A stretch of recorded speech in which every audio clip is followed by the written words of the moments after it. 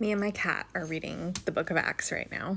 And one thing that God revealed to me is there's this pattern in Acts where the believers are going out and they're talking about Jesus. They're going out and they're spreading the gospel. And they're going to these new places where the Holy Spirit is allowing them to go. And there's certain places where they try to go and the Holy Spirit blocks them from going there. And so they are redirected through this rejection. They're redirected to these new places.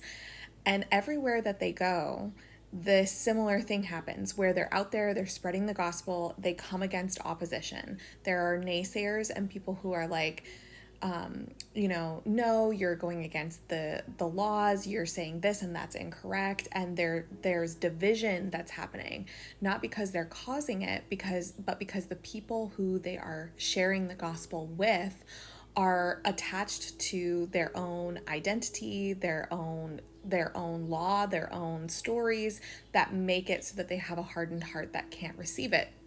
And so inevitably they come up against this opposition, but then there are people who are willing and they hear and they come to Jesus, and there's this great reward of masses of people being baptized, masses of people turning to Jesus, turning to Christ, people who are then following them, like Paul, for example. He picks up different people along the way that come with him to the next places. And the amount of time that he's there in each location, it varies greatly. Like there's some places where he's there for a year or more, and then there's some places where he's there for like a few days, and then it's like clear, like, hey, it's time to go. And I was just talking to Holy Spirit this morning because I am I am in a place where I feel like I've come up against a lot of challenges recently. And coincidentally, wow, so amazing. Look at God. I have been reading the book of Acts while I've been going through these challenges.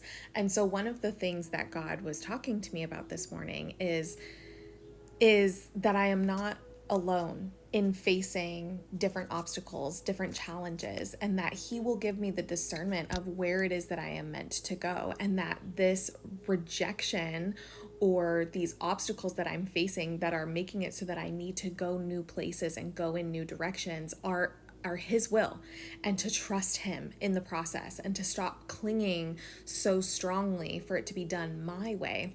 And then in Acts 18, there was this beautiful moment in Acts 18:9 where the Lord speaks to Paul in a vision, and He tells him, "Do not be afraid. Speak out. Don't be silent. For I am with you, and no one will attack and harm you. For many people in this city belong to me." And I just found a lot of comfort in that. And I felt like the word really came alive for me in that passage when I was reading this, because I sometimes forget that God is with me in everything that I'm doing. And I have made a choice to fully surrender my life to Him. And because of that, He is with me in the challenges, in the fire. I was talking to my church community last night. We had a dinner together, and one of my elders was giving me some words of wisdom, and he was reminding me, like, you're being forged in the fire.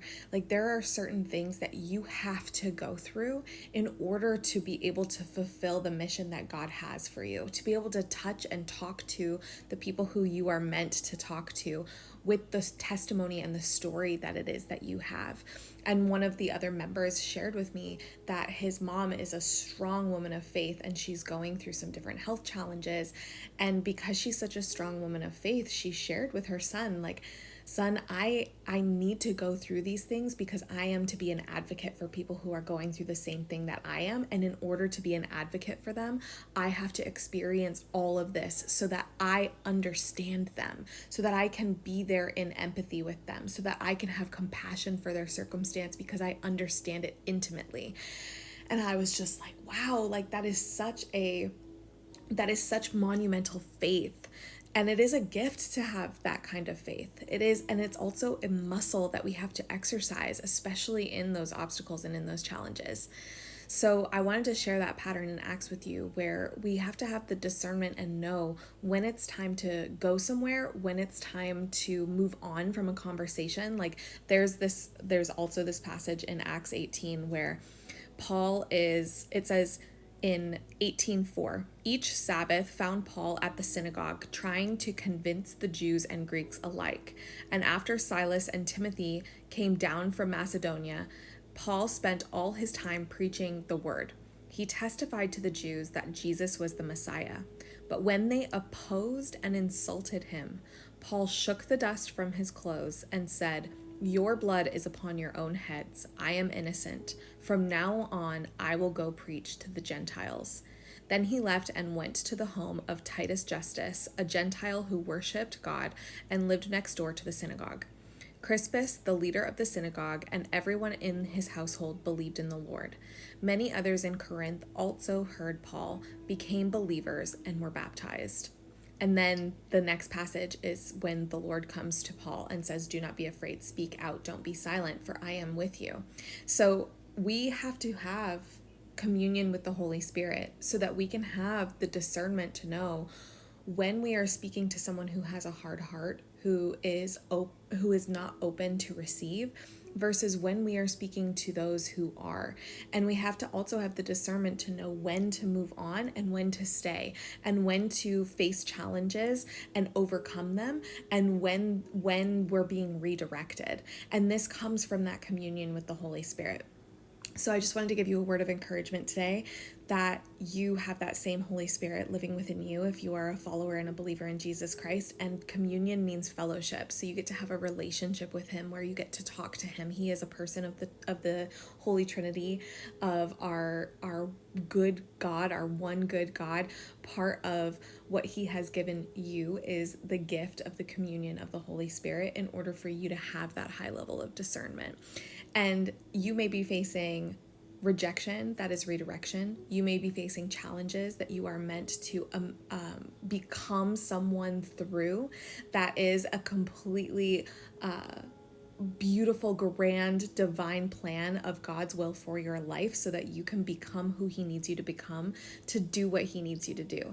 And he is not done with you yet. He is working all things for your good, and he is good on his promise. You can trust him. You can't trust the world, but you can trust him, and he has told you he is working all things for your good.